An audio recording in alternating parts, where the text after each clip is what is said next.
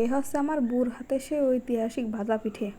এখন এক এক জেলা একরকম বলতে পারে, আমরা ভাজা পিঠে কই, আবার কেউ মালপোয়া কয়, কেউ পোয়া পিঠে কয়। বুর হাতের পিঠে বহুদিন পর খাচ্ছি। তা চলেন কীরকম করে এই পিঠে বানায় সে প্রস্তুত প্রণালী আপনাকে দেখাই। আসসালামু আলাইকুম, কেমন আছেন সবাই? আমিও ভালো আছি। তা চলেন শুরু করি। বু কীরকম করে পিঠে বানায় দেখাই আপনাদের। প্রথমে পানি গরম করে নিচ্ছে, কুসুম গরম পানি। তারপর হচ্ছে ফ্রিজের থেকে বের করা এই চালের গুঁড়ো একটা গামলা ঢেলে নিচ্ছে। এরপরে হচ্ছে করবে ওই চালের গুঁড়ো দিয়ে আর আটা দিয়ে ভালো করে মিশাই নিচ্ছে যাতে পিঠেটা নরম হয়। তা শুধু চালের গুঁড়ো দিয়ে পিঠে বানালে তো পিঠে হচ্ছে শক্ত হয়ে যাবে না কিছুক্ষণ পরে, এই জন্য একটু আটা ভাজাই নিচ্ছে। আটা ভাজালে পিঠেগুলো নরম হবে না। তারপরে যে পানি দিয়ে নিল, সে কুসুম গরম করা পানি, এবার ভালো করে মাখাই নিচ্ছে। থেকে মেলাক্ষণ ধরে ফেটে নেবে, একদম কেকের ব্যাটার যেরকম হয় ওরকম ফেটে নেবে না, সুন্দর লাগবে না তারপরে পিঠে, আর পিঠে হবেও নেও ভালো। আর ওই যে পানি একটু কম হয়ে গেছিলো, তাই ঠান্ডা পানি আবার একটু নিয়ে এনেছে যাতে আটাটা ভালো করে মাখাতে পারে। চলেন বু আটা মাখাতে লাগুক, আমরা বসে বসে গল্প করি। আপনাদের এলাকায় এই পিঠেরে কী কয় একটু কমেন্ট করে জানাবেন। আমরা সহজে কতে গেলে তাই ভাজা পিঠে কই, কিন্তু এর আসল নাম তো মালপোয়া পিঠে। তা আমরা অত কিছু কই নি, আমরা ভাজা পিঠেই কই। আমার দাদি বানায়, ছোটোবেলাতে আমরা খাচ্ছি, ভাজা পিঠেই কই। ভালো করে আটা মিশানো হয়ে গেলে এবার দিচ্ছে চিনি খানিকটা ডাইলে।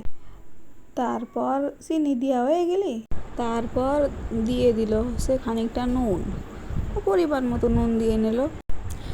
এই নুন দেওয়া হয়ে গেলি তারপর হচ্ছে ভালো করে যে ফেটে নিচ্ছে। এবার যতক্ষণ পর্যন্ত হাতে নাই করে যে চিনি না গলে যায় ততক্ষণ পর্যন্ত ফেটে নিচ্ছে। ফেটতে ফেটতে এক সময় চিনি গলে যাবে না। তারপরে যদি মনে হয় যে হালকা হচ্ছে রয়েছে, মোটা রয়েছে কিংবা গাঢ় রয়েছে ব্যাটারে আবার একটু পানি দিয়ে পাতলা করে নেবে না। তা হচ্ছে আপনাদের বাড়ি কীরকম করে বানায় একটু কমেন্টে জানায় না আমাদের, ঠিক আছে? এই আছে আমার দাদির সহজ নিয়ম কিভাবে বানায়। এবার দেখেন পিঠের গুলা কীরকম হয়েছে, গুলা একদম সেই পাতলাও না আবার গাঢ়ও না। তা আবার একটু ভালো করে গোলাই নিয়ে এবার হচ্ছে তেল গরম করতে দেছে। দেখেন কতটুকু জাল দেছে, জালটা একটু আস্তে আস্তে দিয়ে দেখেন ভালো করে গুলাই নিচ্ছে। আমার বুড় মনে আছে গুলানোই শেষ হচ্ছে না, প্রচুর পরিমাণে গুলা আসছে, মানে সে একটু বেশিই গুলাই নেছে। এইবার হচ্ছে তেলটা গরম হয়ে গেছে, গরম হয়ে গেলি ওই যে পিঠের ব্যাটারটা আস্তে করে তেলের মধ্যে দিয়ে দিল। একটু পরে সেই ফুচকার মতো ফুলে একদম ডোলের মতো দেখা যাবে না। ফুচকা যেরকম ফুলে গোল গোল হয়ে যায়, এটাও সেই ফুচকার মতো ফুলে উঠবে না, সেই দেখা যায় মনে হচ্ছে এক কড়াই তেলের মধ্যে একটা পিঠে নাচানাচি করতেছে। সবাই কিন্তু এ পিঠে বানাতে পারে না, আবার কেউ কেউ বানালে পিঠে ভিতরে কাঁচা থেকে যায়, ভালো হয় না পিঠে।